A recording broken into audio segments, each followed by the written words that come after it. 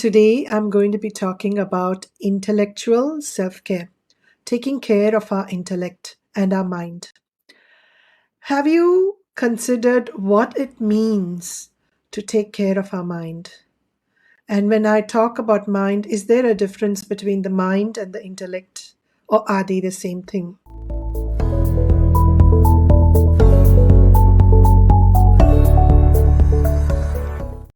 In Vedanta, we look at the mind as in many different ways. And one way of looking at the mind is to say there is a foundational mind that is responsible for day to day thoughts, and that's also responsible for the thoughts that create and are responsible for our emotions. And there is a higher level, a more in depth mind, which is called the intellect. And that intellect is responsible for our decision making. It's also responsible for our subconscious programming, our deeper belief systems, and our perceptions. It allows us to learn and to understand, reflect. So, today and for the next 2 weeks, next 1 week, so that is today and next Friday, we are going to explore how we can take care of our intellectual self. And that is important because the mind and the body are very closely linked. When we are able to take care of our mind, whether we are looking at it at the level of emotions or at the level of our intellect, that ultimately makes way for a healthier body. So let's look at 7 different ways. I'll probably cover, depending on the time, 3 to 4 ways this week and then the remaining next week. So let's look at what do we understand by intellectual self-care and what is involved in taking care of our intellect. By now, I think those who are following will be very comfortable, very familiar with this logo where we are looking at 5 different dimensions and we are looking at intellectual self. And these are the 7 needs that I felt were important. If you have some other needs that you feel are important, do share in the comments. This list is by no means exhaustive. So we're going to look at the 5 stages of learning and how each stage of learning has a different need that we need to look at. The role of imagination in learning, understanding intuition, why silence is important for intellectual growth, how reflection can help us develop our intellect, and to deepen our learning through teaching. And finally, nutrition for our mental well being. We all know about good nutrition for the body. We we also need to focus on good nutrition for the mind. So that's what we'll be looking at. Let's start with the 5 stages of learning. By now, you may be familiar with the need cycle. We introduced it when we talked about our emotional needs, and it is the same cycle. It is the same set of needs, stages of the needs, but the way we apply it to learning will be very different.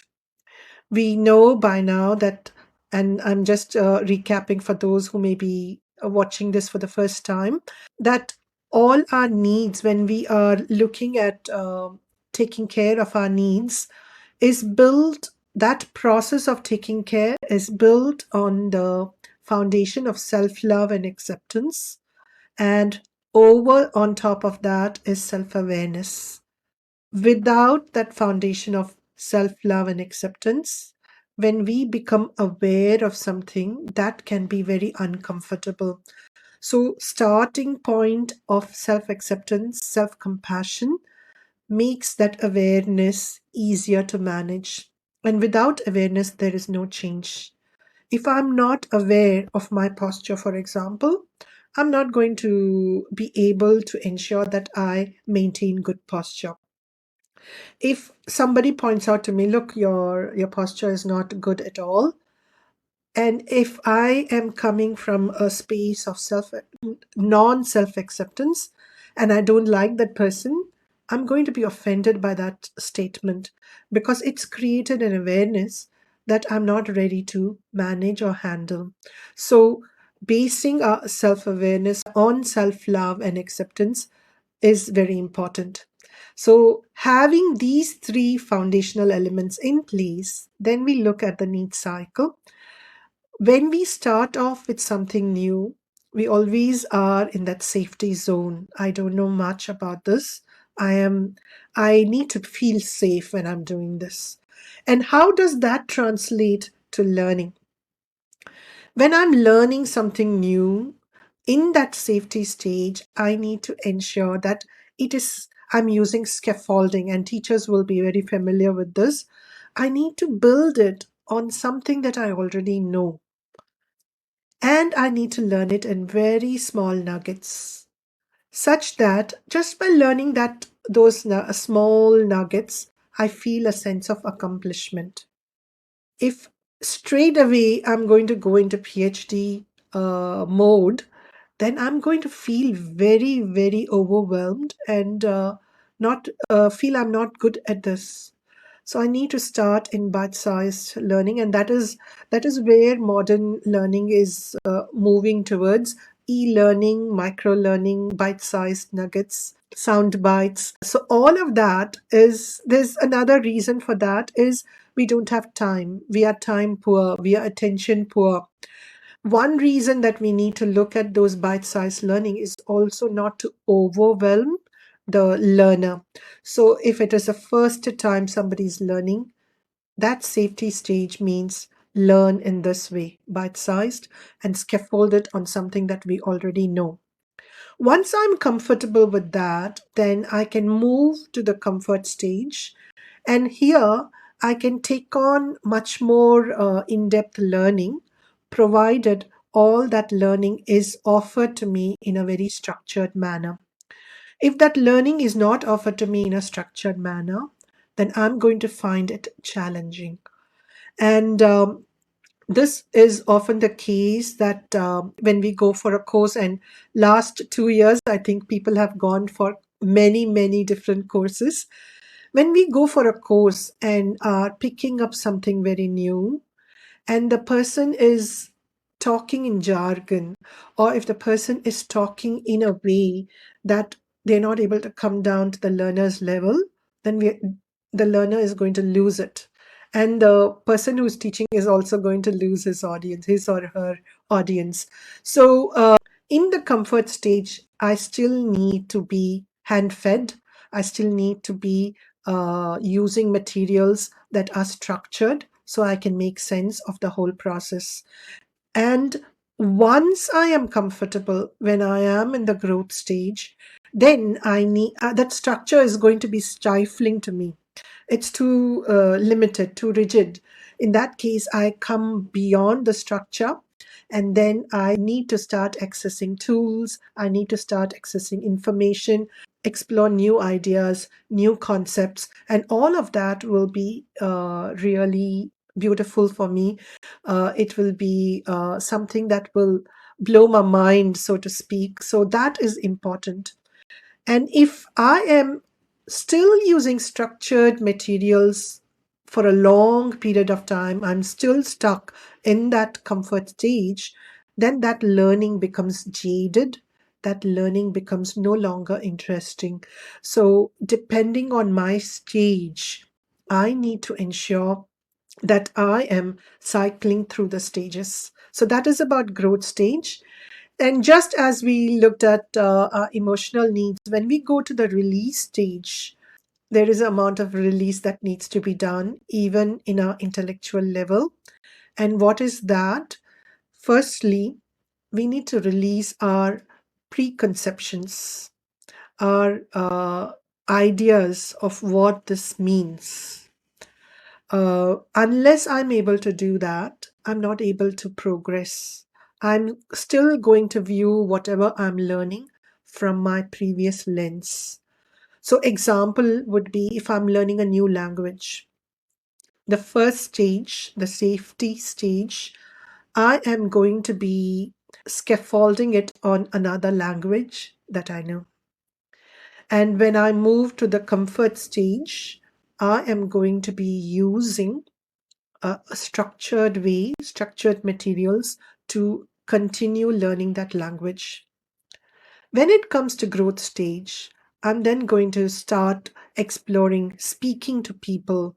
Even if my grammar is not so good, I'm just going to be exploring talking to people on the road, with strangers, experimenting with what I'm learning. But I'm still using my first language, the language that I am comfortable in, to frame my sentences and then translate it in whatever amount I know into that second language. As long as I'm doing that, I'm not able to move forward. So when I come to release stage, I need to release that need to hold the first language as the basis. I need to release some preconceptions of myself. I'm not good at this. I'm not going to be able to go beyond this. I don't have the time to go beyond this. All of those things are some I need to release. And once I'm able to release, then I can move on to the renewal stage. And in the renewal stage, I can then customize the learning process for myself. What works for me? What do I want to learn from this new project or this new language? How do I want to apply it? And that's what I'm going to do. I'm going to use it in a way that makes sense to me. And when I'm able to customize that learning experience, then I'm able to go deeper. That is the renewal stage. So that is the 5 stages of learning. And we may find ourselves going through these stages in different areas of our life. Last year, when COVID started and people had to go on Zoom, I think almost everybody was in the safety stage for Zoom. So last year, when COVID started, everybody was in that safety stage. And soon after that, we have moved to comfort stage and even growth stage where we are doing wonderful things with Zoom. However, unless we are able to release some of our ideas of the way Zoom is used, or the things that I feel only these things can be done through Zoom, I'm going to have fatigue, Zoom fatigue. And I need to release some of my preconceptions. I need to release some of the usual ways in which I'm using Zoom, experiment, and only then will I be able to go into the renewal stage of experimenting and seeing what all is possible through Zoom. That's just one example. I'm not saying we have to do that, but the same 5 stages of learning can be applied in any area of learning. Regardless of the stage we are in, one important thing to remember is that constant lifelong learning is an important intellectual need. Till the day we die, there's always something that we can learn, something new that we can learn. And that learning, new learning, and then making sense of the learning is food for the mind. So that is the very first need for our intellect. And we look at the second one, that is imagination. We as children have had tremendous amounts of imagination. Ask any child, they'll always be able to look at the world in a very, very new way. And my son, and I'm sure every child over there has done that, used to have a favorite word, and that was why. He would be constantly asking me questions.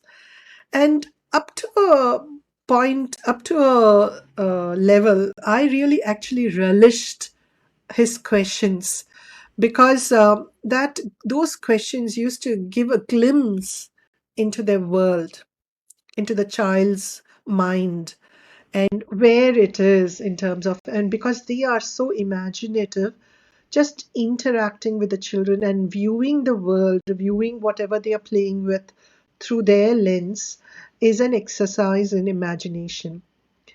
The sad part is, as adults leading our lives, we have somehow lost that sense of imagination. And with imagination is that sense of awe as well. So, this need that we have in our intellectual self is to bring back the imagination. Bring back the imagination and continue that learning process using imagination. When we are able to do that, that learning becomes joyful. Without imagination, it becomes jaded. So, that is the second step that we have. And the question that I want to leave you with is, whatever we are learning, and we are constantly learning, whether it's a formal learning or an informal learning, whatever we are learning currently, is that learning a chore or is it a fun experience? And if currently it is a fun experience, how can we make it even more fun? And if it is currently very painful, a huge drag, how can we bring in an element of fun into whatever it is that we are learning? And that is a question I will leave you with and move on to the third need that we have, which is understanding intuition as an intellectual process. I practice body talk, where intuition is an integral part of doing the sessions. And most people understand intuition as something spiritual or something energetic or something even woo woo. That is a latest buzzword to describe something we don't understand. Here, I want to highlight that intuition is actually a part of the intellectual process, not just a spiritual process. It is a part of the intellectual process. We all know that we have two sides to the brain, the left brain and the right brain. And left brain has been traditionally understood as being very logical, very rational. And the right brain has been traditionally understood as being creative, imaginative, and also intuitive. When we understand that that intuition is a part of the intellectual process, then our understanding of the world, our learning process, our functioning in this world, which is actually very much an intellect driven role that we have in society, can be much better improved. So, how can we use intuition to enhance our intellectual understanding? And I want to pause here to sort of highlight to you that no matter what our role is, where we are working in society, we are already using our intuition, whether we are aware of it or not.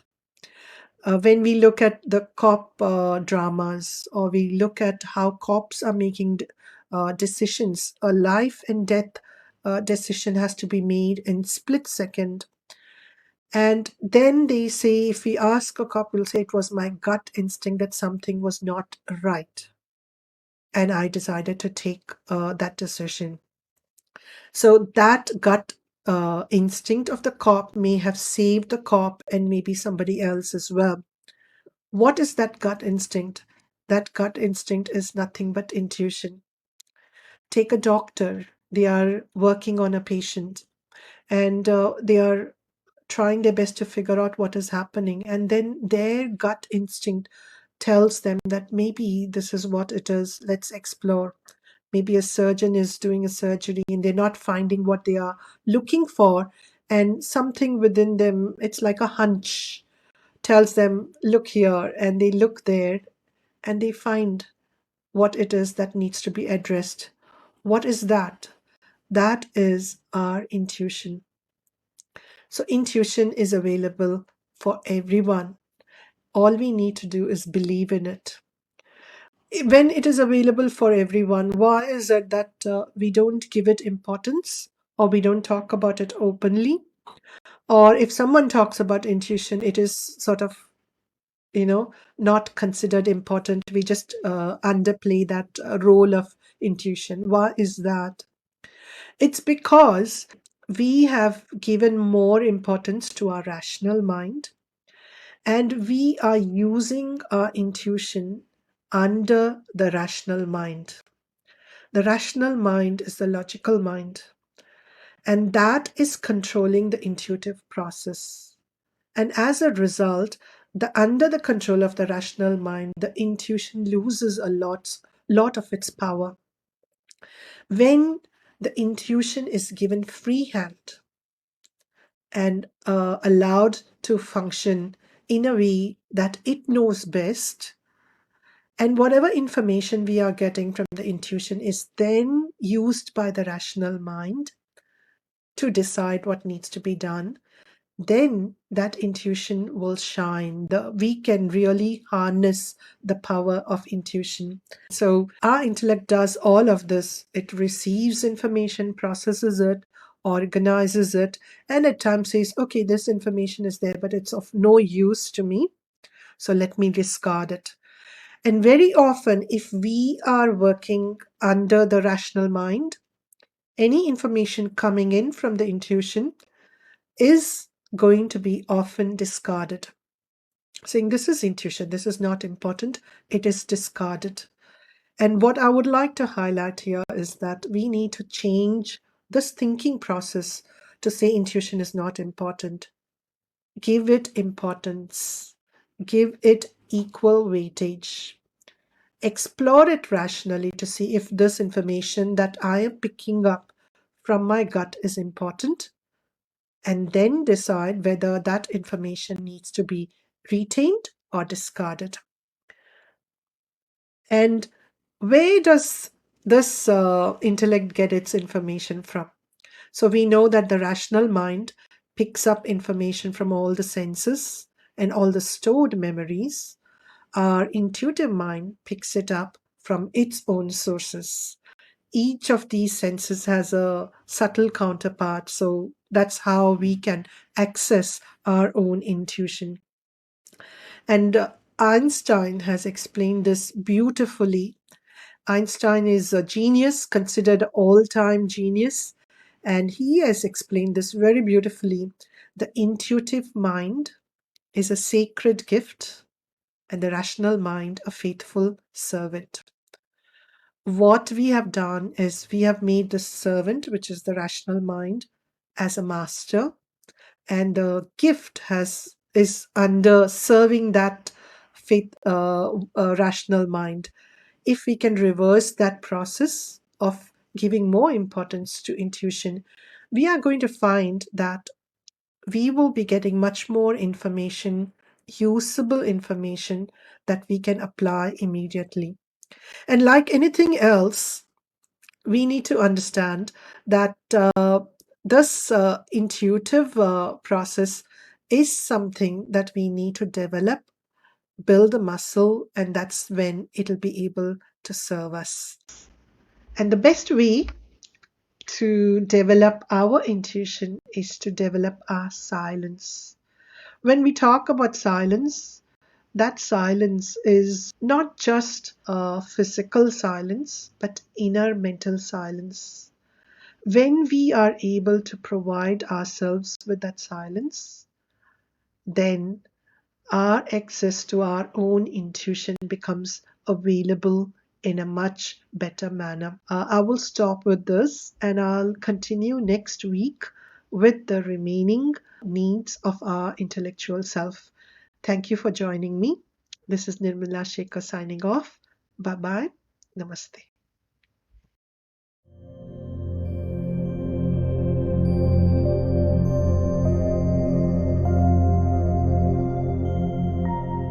Do subscribe and hit the bell button for more weekly content on self-care.